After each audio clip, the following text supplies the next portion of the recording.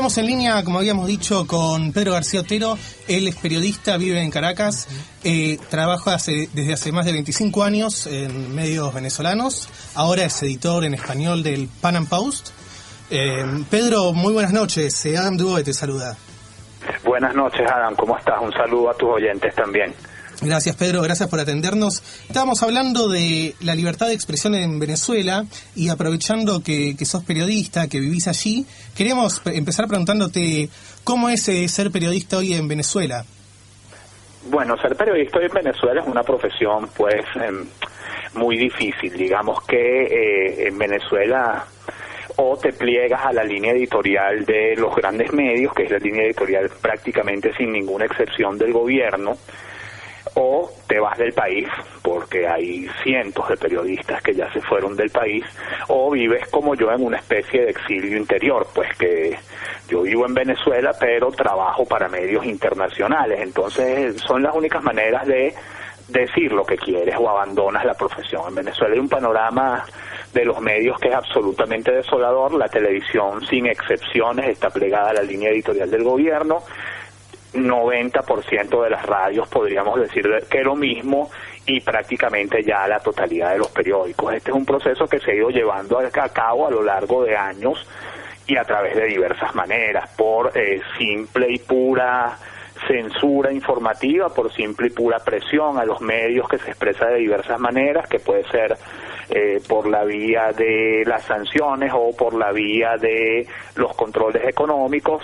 Luego vino otra etapa en la que cerraron los medios que les eran más molestos. Yo me imagino que todos tú y tus oyentes recuerdan el caso de RCTV en 2007, de la televisora RCTV, que fue el primer gran golpe del gobierno de la Revolución Bolivariana contra la libertad de expresión.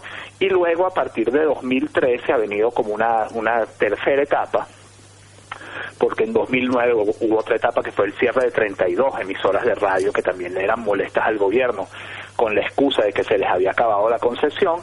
Luego, a partir de 2013, viene ya una tercera etapa en la que el gobierno o empresarios, capitales, amigos de los medios, compran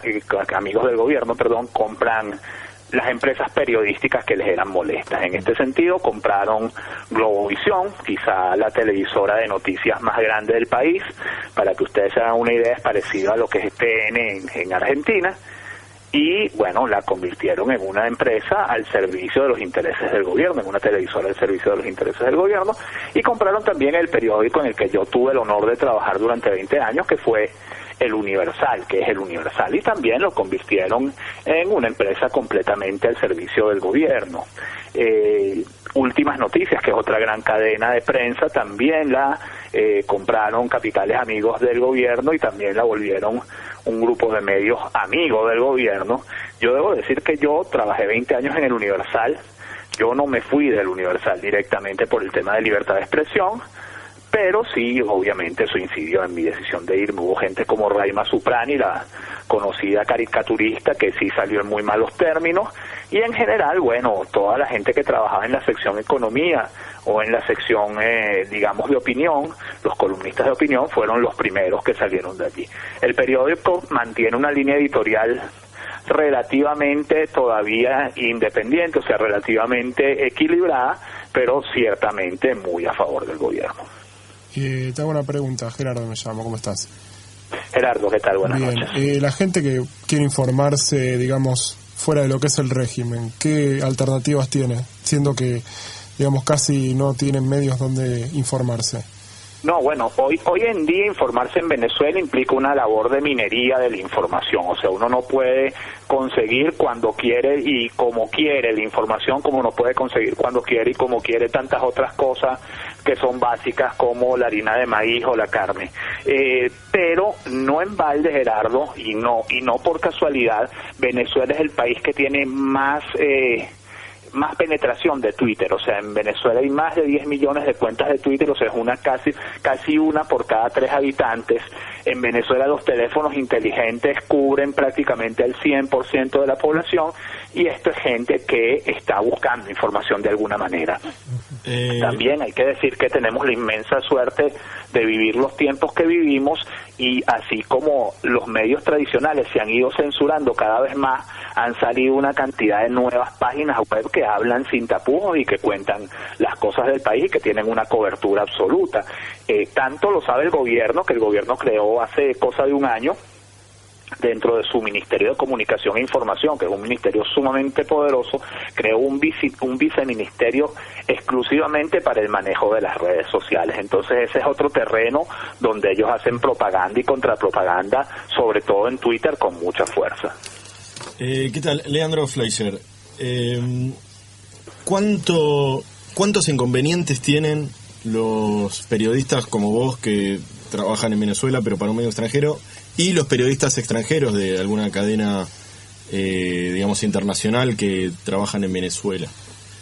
Bueno, prácticamente no tenemos acceso a la información oficial, pero allí en eso no hay diferencia entre los medios entre los que trabajamos para medios extranjeros y los que trabajan para medios locales. O sea, el gobierno no le concede información ni a los medios extranjeros, ni a los medios locales, ni a sus propios medios. Pues, o sea, el gobierno es un gobierno que básicamente dejó de suministrar información de cualquier tipo y lo que hace es propaganda. Pues, o sea, por ejemplo, para que te des una idea, Leandro, los periodistas en Venezuela no pueden hacer algo tan sencillo como cubrir las sesiones del Parlamento, que es algo que es básico para cualquier periodista del mundo. O sea, en Venezuela, el Banco Central de Venezuela no da una cifra de inflación desde hace 6 meses, no da una cifra de escasez desde hace 6 meses.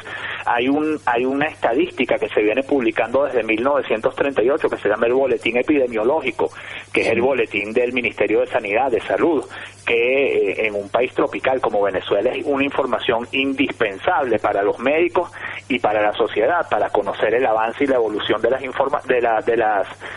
enfermedades, las principales enfermedades de transmisión, digamos, por zancudos o de transmisión, o sea, las principales enfermedades infectocontagiosas. Bueno, hace 5 meses el ministro de Salud dijo que eso no se iba a dar más porque esa información se malinterpretaba y prometió dar una rueda de prensa todas las semanas para difundir el boletín epidemiológico. Bueno, eso nunca ha sucedido, o sea, todavía estamos esperando la primera rueda de prensa en este sentido. Venezuela es un país absolutamente carente de información oficial en este momento. Tú en Venezuela, por ejemplo, que es el segundo país más violento del mundo, de América Latina, según la organización Seguridad, Justicia y Paz, que funciona en México, tú en Venezuela no puedes saber cuántas personas asesinan en un fin de semana, por ejemplo, en Caracas. Sí. Lo sabes porque sabes la cantidad de ingresos a la morgue, pero esos ingresos a la morgue, por ejemplo, no los puedes disgregar en lo que es violencia y lo que son suicidios. Entonces, las cifras terminan siendo siempre inexactas. Sí, Pedro, soy Ana Capra. Quería preguntarte, más alejado de los temas de libertad de expresión, ¿qué supones por el motivo por el cual Maduro no, digamos, se anuló la entrevista con el Papa? ¿Tenés alguna idea? Bueno, nosotros, yo particularmente no tengo ninguna idea, pero los periodistas mejor informados que hay en el país, como por ejemplo Nelson Bocaranda, que es uno de los periodistas con mejor conexión con fuentes del chavismo, y he leído también versiones de corresponsales de periódicos extranjeros acreditados en el Vaticano, lo que comentan es que Maduro no se quiso exponer a que el Papa le exigiera la atención al tema de los presos políticos y muy particularmente al de los presos políticos que están en huelga de hambre, como Leopoldo López y Daniel Ceballos, que están ambos en una situación sumamente delicada de salud. Era muy evidente que el Papa americana, no olvidemos que su secretario de Estado fue nuncio apostólico en Venezuela justo antes de ser secretario de Estado en el Vaticano, el señor Pietro Parolin.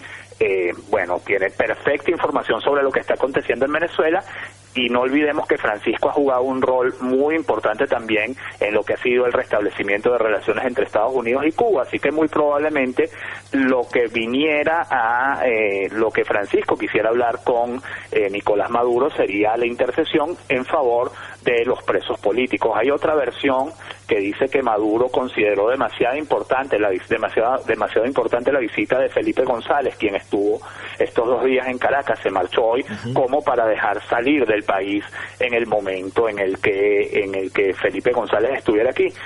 Pero digo más, el país está en un momento muy grave y muy crítico desde todo punto de vista, desde el punto de vista político, desde el punto de vista económico y desde el punto de vista social. Y ya se vio muy mal una visita que hizo Maduro hace cosa de 3 semanas a Rusia para participar en los festejos del final de la Segunda Guerra Mundial.